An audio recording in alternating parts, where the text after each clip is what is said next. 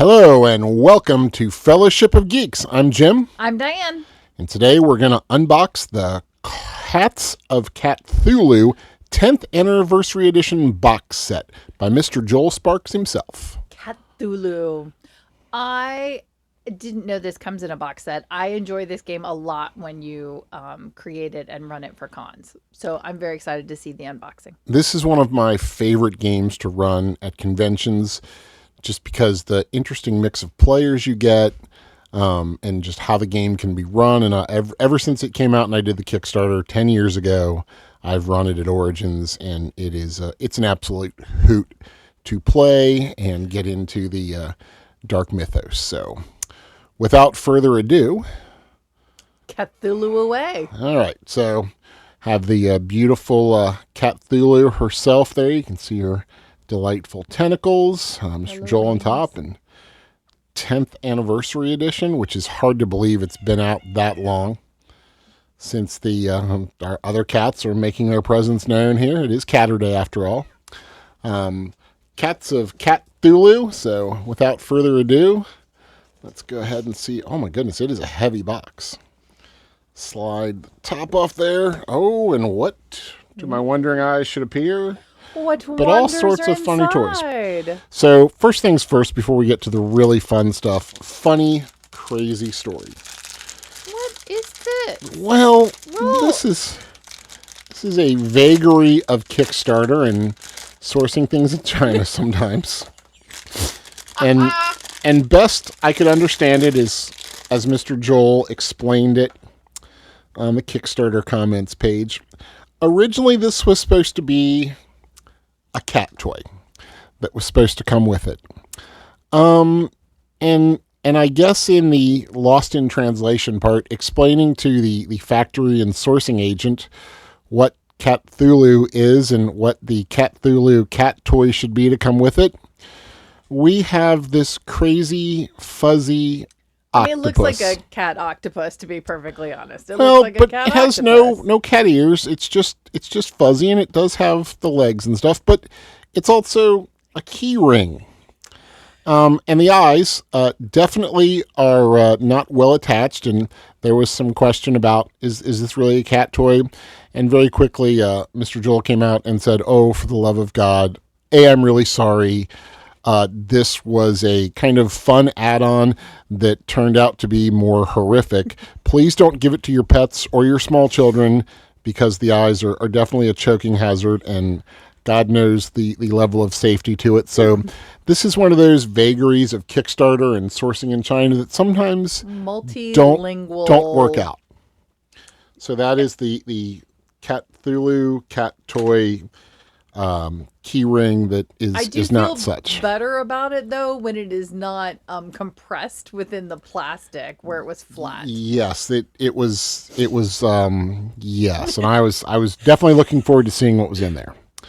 All right, so I'm gonna start and dig a little bit. So this is a dice tray. So there are supposedly dice in here. So before we get the dice out, if you should put our little cat dice tray together. And now we have one cat dice tray. It's a shame that is not bigger. Our cats were fighting over 2 cats, 1 box and having an issue, so they are not going to fit in the dice tray. But most definitely not. It has a tail. It's so cute. And so there's good old Catthulhu on the dice bag. I think you should flip this around. We'll get those out of the way. So we have a couple bookmarks here. This was from the original cover of Cats of Catthulhu, the original book that came out. And then some additional artwork there on the other bookmark. And then this one was from Catthulhu. There was a kind of a collected stories book that came out with it as well. And then another iteration of Catthulhu herself coming to haunt your nightmares from the nether realms. So without further ado, we'll put our dice tray up there. We'll get out, and the dice were an add-on that came out with the original Catthulhu. And so this is very exciting. Oh, but before we get to dice, so one of the wonderful features of the game is, let's move that over there so you can see a little white background there, is all the cats in the game, when you're playing, start with cat treats. bennies, if you may. And so no cat can have more than 2 treats, as I recall from the rules, at one time. Can we make that a rule in our house? And that would not work out well with our cats. No. So these are little die cut. They're wood, Oh, wooden little fish. I mean, I sometimes do really exciting things. Like I have some old Gen Con generics that came with our poker sip set that I use as bennies. But now I have official call Cats of Catthulhu fish treat bennies, and like I said, you can use those as bennies. You can earn those for doing wonderful role play or something self-sacrificial. But those are the first little value add there in the box set are the cat treats. I feel like too many times I'm saying, "Oh, how cute." I mean, Cthulhu is not exactly a cute kind of mythos. Cthulhu, she's horrible. Cthulhu is not either, but all right, okay. And so the other cutesy thing that came in our dice tray. Now, again, this is certainly not a miniatures game. No grid, all theater of the mind usually. But the little tubes of animals you can get. I've purchased a couple of those of the different cats, and kind of with a little help from some Sharpies, help to make those out. So every player has a little cat avatar. They can see it out. So you've got some little cat avatars. We got our Siamese there. Got our Calico, our Tuxedo, our crazy orange cat, and certainly our black cat there. So you got some avatars for your players to enjoy. Once again, those are adorable. Absolutely adorable, and those worked out, did not get lost in translation. All right, let's see what else we have in here. And without just a moment, you probably can't tell, which is probably a good thing. The dice bag is already covered in cat fur, and it's been out for mere moments. Anything in our house. Let's slide the box over. Good Lord, those books are heavy. We'll get our dice tray out there, and so we can roll our multiple D cats. So in the game, if you're uninitiated, the die rolls are, you typically roll 3D cat. So you take your cat dice and roll, and you're looking for. So there's a 6. All right, a 5.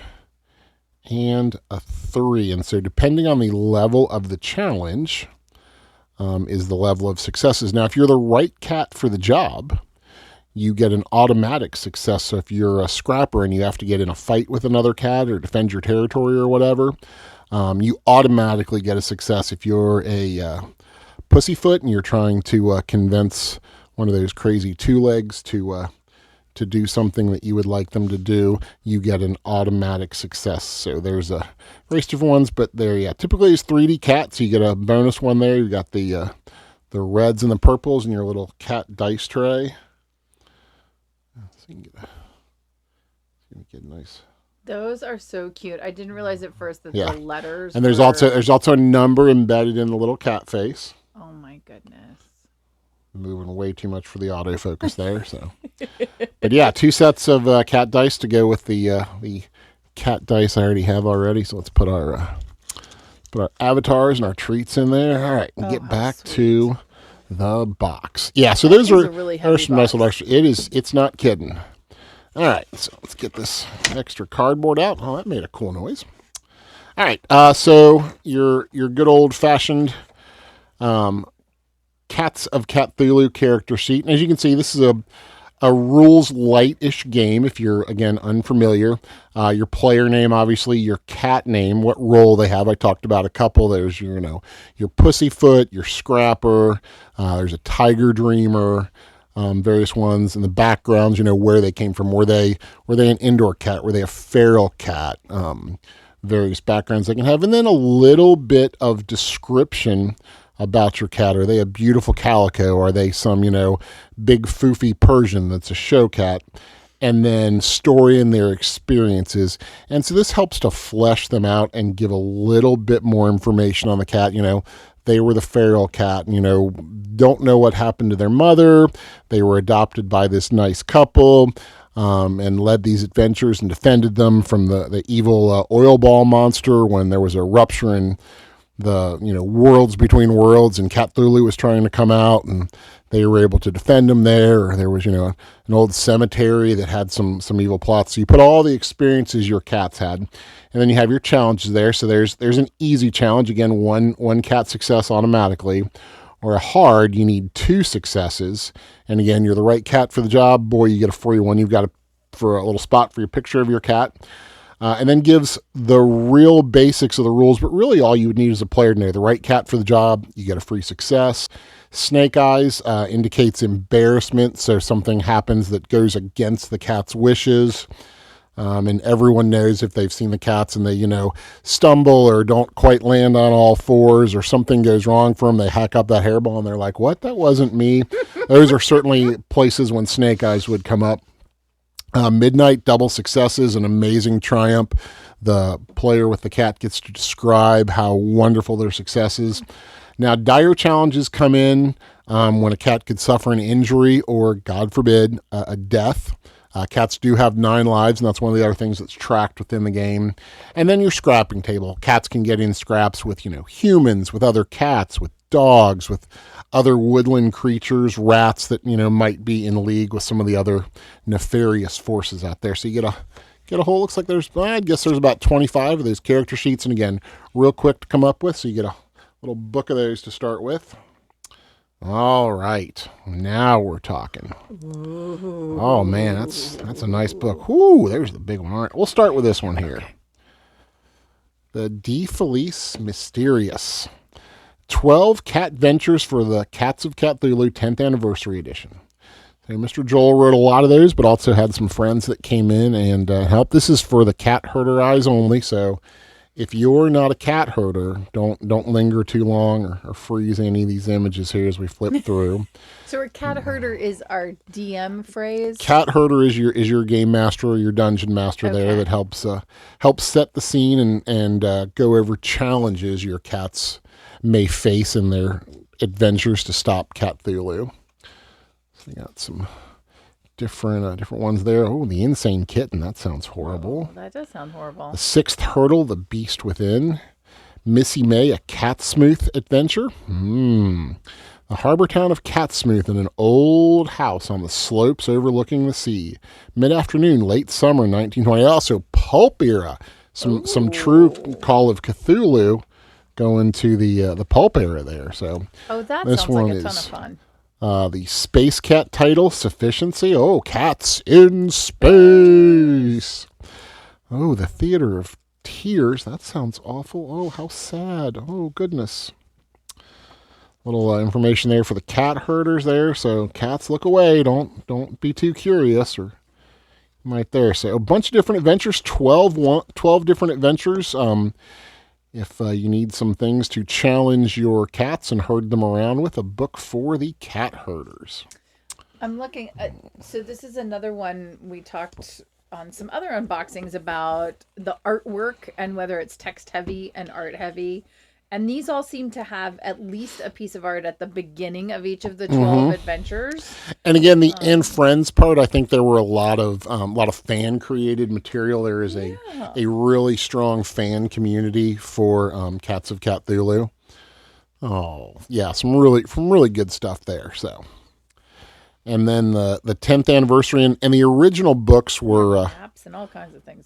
Sorry, good stuff. The original one, they were just some digest sized, very very simple books. Like I said, kind of a rules light game. Not that there is good, bad, or indifferent commentary in it. There's just not a lot to it. So it's very much of a storytelling game.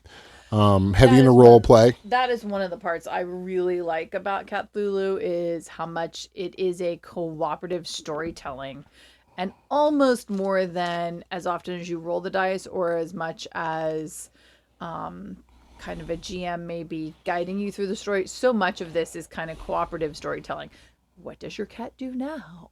and there is so much of that. Again, as the cat herder, it can be very challenging to herd cats, as the saying goes, but is also, presenting your players with an interesting scenario or situation, and then you kind of get out of the way and let them, figure things out, and then you give them the next piece of the puzzle, or you point them in the direction of the next piece of the puzzle, and they go investigate it. And I know the very first time I ran Call of Catthulhu at Origins, another person in our group, and we obviously were not doing great on logistics and checking our submissions. We set up to run Call of Catthulhu at the same time for the same amount of players in our club room, and it was like, oh God, how are we going to adjudicate this? And so I said to my other GM, I asked Melody, I said, so what's your story? And she's like, oh gosh, there's a locked room and the cats are trying to get their toy out of the locked room. And she said, what's your story about? I said, oh, well, I said there was an oil rig explosion in the Gulf, and there was a fracture in the Earth's crust that was really into another dimension, and Catthulhu saw her opportunity to come through, and there was one of the after effects of this oil spill were these tar balls that washed up on shore. And this one particular family, one of them clung to one of the child's toys, and unbeknownst to them, came home and had this essence of Catthulhu that was trying to get out. And the cats discovered this conspiracy and had to go on and defeat the minions that were working with, that had been influenced by this essence of Catthulhu, and stop Catthulhu from coming back in the end of the world. And she just stood there and looked at me for the longest time and said, wow, your game's on a whole different level. And we both wrote separate descriptions. Hers was called The Locked Room, and I think mine was, can you stop Catthulhu's return or something? And we both had a moment of panic thinking, oh my gosh, who's going to show up and play our games? Are the right players going to get to the right table? So we checked tickets and all, and I thought, and man, my players bought in. They did the whole thing. And I mean, they were just like next level solving this mystery and going to put a stop to Catthulhu. And the 6 players she had at her table had a blast role-playing as cats trying to get into the locked room for 4 hours. I have always loved that story and loved that it kind of shook out that who was supposed to be in each game ended up in each game, and nobody was frustrated and wanted to be the other one. My question often remains, what part of Catthulhu made her think you were just going to be playing cats bounding around trying to get in the locked room? And I don't know, did Catthulhu lock the door? I mean, I never got that far, but I was just like, and pretty much all the games I run, of course, they have this, world-ending dire consequence. Right. Catthulhu's trying to take over. The one I ran this year, Catthulhu had gotten in league with the Machine God, and if you're watching our video right now, you are in league with the Machine God, much to the behest of your cats. But it's electronics is what the Machine God is, whether it's your phone or your TV or your tablet or whatever. And the cats are very wary of the worship of the Machine God. But anyway, Catthulhu had gotten in with the Machine God and had influenced some people that ran this communication company, some nefarious evil billionaire, and influenced them. And they were trying to bring about the end of the world through signals sent out through those new 5G towers that were going up everywhere. And your cats had to investigate and stop that. And it was a little touch and go there for a while, because the players were like, and a couple of them were like, can we go and lock the lock room? I mean, it was funny, but they bought in and did great. So I think that's one of the things that makes a book like this so fabulous, because you come up with really great stories that you take your players to play in when you do it. But a book like this that kind of sets out some adventures to take them on and guide the people through is really helpful. And so I love that this is kind of done with friends, where it's suggestions from some other people and games that they've played before and how they did it. So if this is the adventures book with the modules in it, I'm highly curious to know what compendium. The compendium is. And that's, I mean, it's a pretty chunky hardcover book for chunky, like some of our cats. Like the cat on the front. Right. Like Catthulhu there. Catthulhu definitely has had her share of cat treats. All right, so. That was a fabulous crack of the beginning. Oh, that's right. You can tell it's there's a good looking cat angel there with the wings. That definitely looks like an orange cat. Definitely looks like an orange cat there. So again, beautiful, beautiful book, and Mr. Joel's signature there. Um, the inscription on the bottom says, "That is not dead which can indefinite sleep, and in dream of shadows lively spirits leap." So the other fun thing I enjoy about running Cthulhu is the characters are all cats I've known or have been pets of mine, and so it gives me a little more influence into the how their backgrounds are written and how they're played. And I know sometimes you struggle when you help me write backgrounds, is people play them wrong, and it's always funny to see how other people, based on the description I wrote and their history and their cats, how they bring to life their characters of cats that I know very well. And sometimes Yes. about halfway through, they're like, "You seem to know these cats really well." I'm like, "Well, I wrote them, but they were my pets, or they were friends' cats, or cats I knew as a So, kid." side note, would be really fun one year to preface the game, bring bring the idea of a cat you know, and have everybody just show up with their own cat. Man, that's tough at a con game, is to have that I expectation when know. pre-gens are usually provided All there. right. So definitely a challenge. So Being a cat. Oh, being cat talks about cat characters, cat characteristics. Goes into some of the different one. I mean, even as depth as oh man, that is a that's a great good one. Tux Catthulhu there, with trying to get the treat in the tentacle. But yeah, I talked about some of the different roles of cats. There's the catrabats, the pussyfoot, the scrapper, the tiger dreamer, the two-footologist, also known as a poker.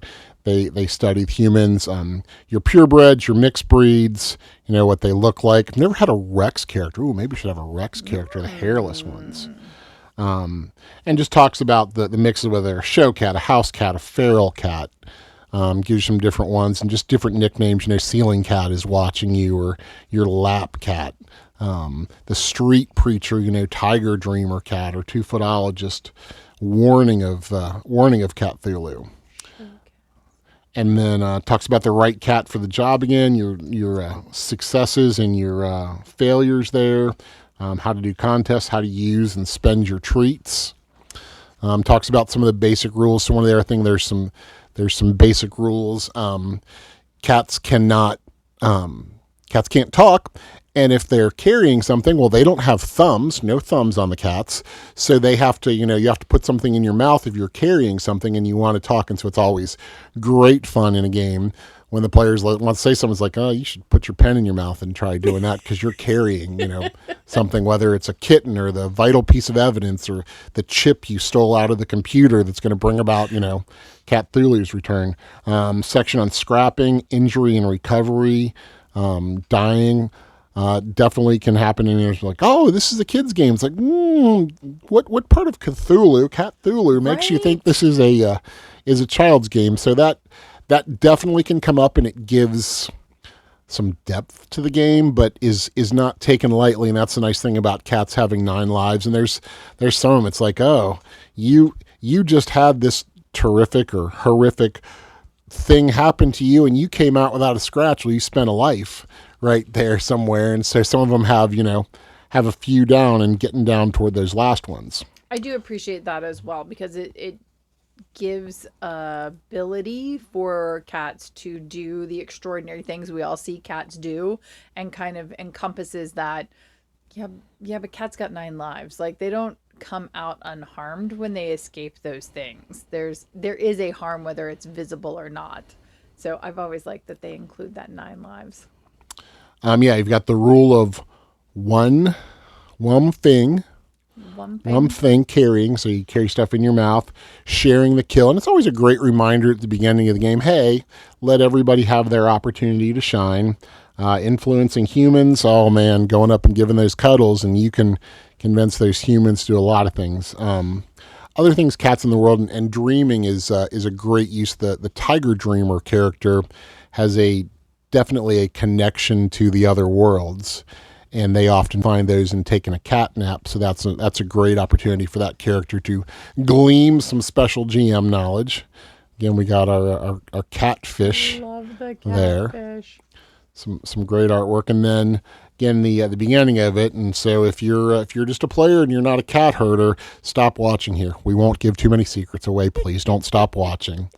We'll show you some of the cool artwork and flip through the book a little bit more. There's Fifth Tar Axlin, one of the good cats, or the good cat gods. Definitely gives the pantheon of cat cults and cat Oh, gods. wow. So there's Okay. Fifth Tar Axlin. Axlin definitely has some roots in The Lion, the Witch, and the Wardrobe. Is one of the pantheon of good cats, and so they're often combined together, and can be called a fictar. But definitely the first cat, the all mother, different things like that. And then there's Hastpur, and of course Bassett, and I believe the blind kitten sees the mother, might they open their eyes and will never miss it again. More cute art there. Again, the great Catthulhu, the queen mother of all evil creatures. There aren't too many evil cats, but they do occasionally fall under the spell of Catthulhu and try to bring about her return. And then there are other pantheon of animal gods. There's the Muthra, the dog's deity, not necessarily good in cat's eyes, but certainly not an evil deity. There's toad god, the insect god. They're again have that hive mind. The rat god, man, nobody likes the rat god. Doggone, that's the bad dog god. Shaggoth, like a Shoggoth, for those of you initiated into Call of Catthulhu or Call of Cthulhu. Instead of a Shoggoth, it's a Shaggoth. And then about running the game, some more. You got your horned cat over there. Again, it looks like a man. Orange cats are overrepresented in some of the naughtier species here. Orange There's a cats are good, very, very smart. definitely very smart, and playing Cats of Catthulhu with kids. So there's a special section that kind of goes through things to be careful of and think about. And I know a death of a pet can be very traumatic for young people, and certainly as a player character. So just a little carefuler there, carefuler with your deep, all world changing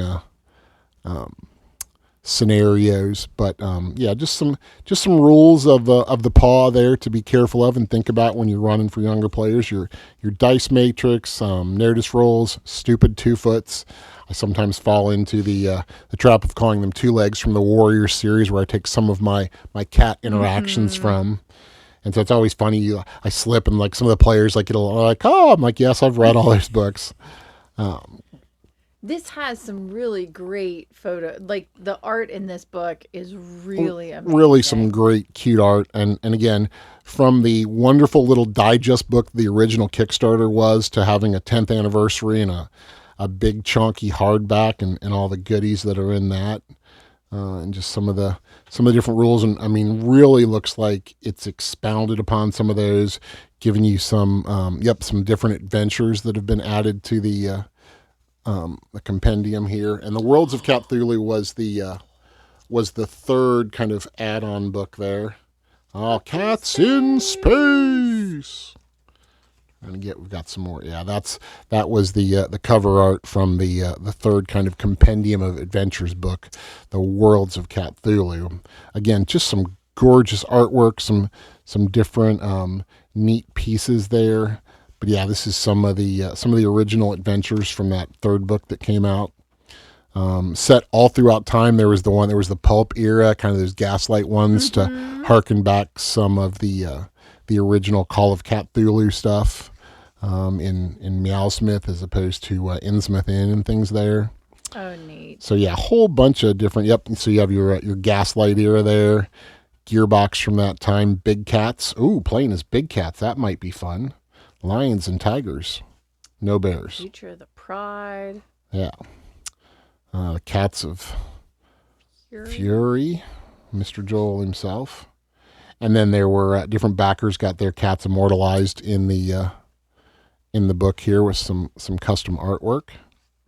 Yeah, so a whole bunch of adventures there. Oh man, there is some really fun art in this book. This is just chocked full. Yeah. And it's great to see it in color. So much of the first book was just black and white and little digest. I mean, the covers and stuff were, but the Cats of Fury, the Battle, the Three Armies, a glossary of Fury. Oh man, all kinds of different stuff that went on there. Weapons, Yeah. Titles, status, I keep and thinking the then page is a torn history. and Yeah, it's with it's the yep. printed so that it looks aged and torn and like it's been passed around from Oh, and here's a cool appendix. The Book of the Two Foots.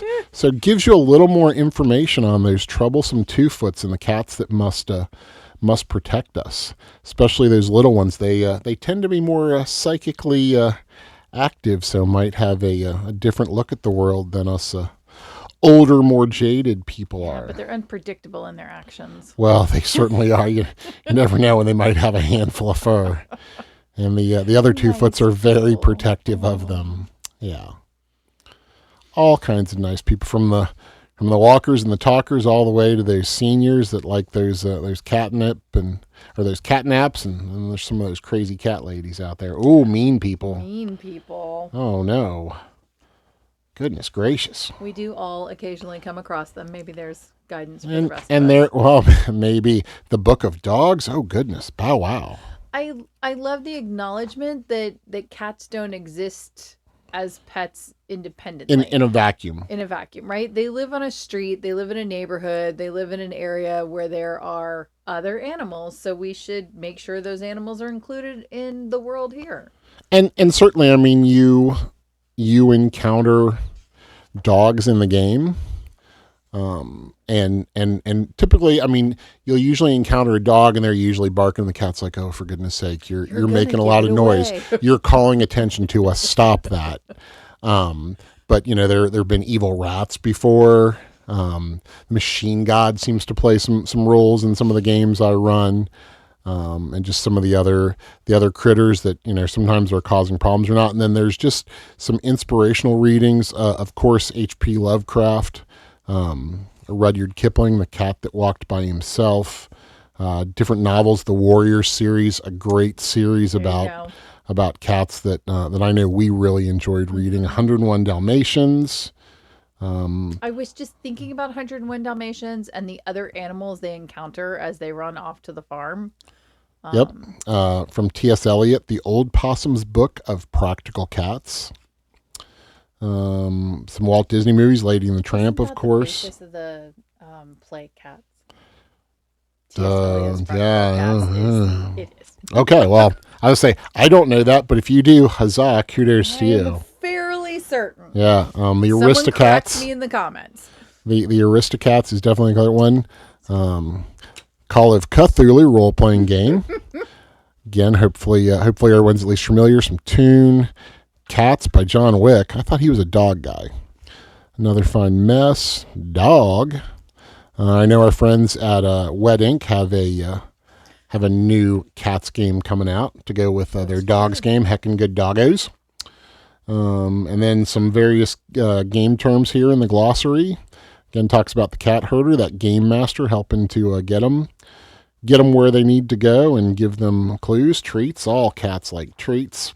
And then, yeah, the rules of paw. And I always like this, and this is on the kind of the highlight of the original book. The rule of two dice, the rule of no treats, the rule of doubles, the rule of silence, rules of smelly things, of meows and yowls, of wum thing.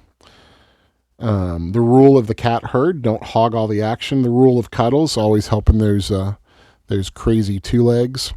And then just some different, for the cat herder, just different role-playing concepts, different names. The rule of the freeze frame. And this is great because while herding cats is a challenge, and they are very quick to break the old adage of don't split the party because they always have different ideas and want to split up and go their own ways. Cats are strongly independent. They're not pack animals like dogs, so they want to go their own way. So using the freeze frame, okay, you're going to do something great and you freeze there and you go to the next group.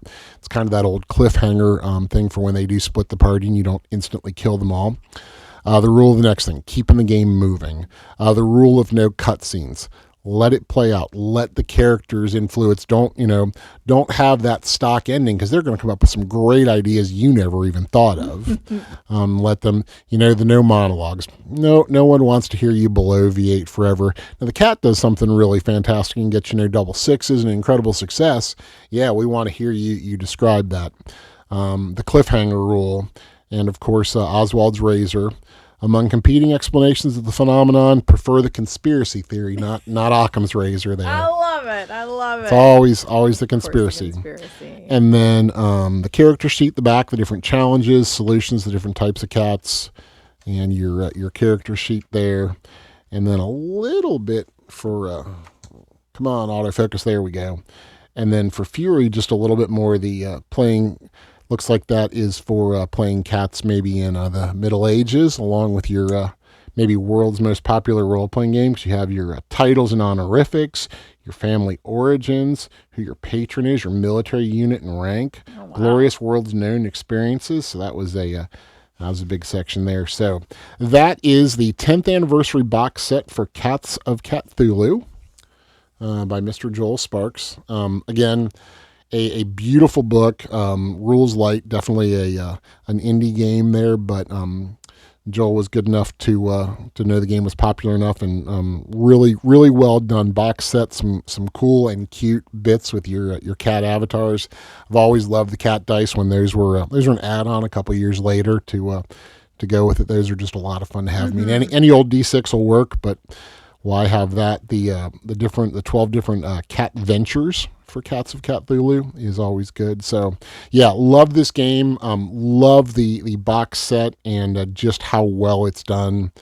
The artwork is just stellar in it. Really enjoy that, and it's nice to see from the little simple digest has been brought into full color glory and a big old adventure book and a nice chunky hardcover book. This was a really neat box to unbox for me. This had so many just little pieces that brought it all so much to life and was so like jam packed for something in a box. Right. For something that came out in a couple little digest books. Right. And then has really grown to this and shows the popularity. It's always fun to run into Mr. Joel at Origins. He comes out and he ran a couple games this year. I know the first year it was out, he came and gave all our players stickers, so that was kind of cool. It's like not every day you get to meet the designer of the game you're playing, and they just come out and hook you up with a little bit of swag there. So that was kind of fun for us too. So he's a really cool guy. Wrote a fun game and just is great to interact with. So if you get the chance to meet him, definitely have him sign your book and chat him up about your favorite cat venture. Oh, fantastic. All right, Call of Cthulhu anniversary, 10th anniversary edition box set. Catthulhu. You said Cthulhu, that guy. I'm sorry. Cats of Catthulhu. 10th anniversary compendium edition boxed set. All right, let us know your favorite cat in the comments and what attributes you would give it in a Cthulhu game. And be sure to like and subscribe. We would definitely love your cat treats, so that like, that subscribe, or that comment. So hopefully you have a cuddly, purry day and check out Cats of Catthulhu. Thanks for joining us.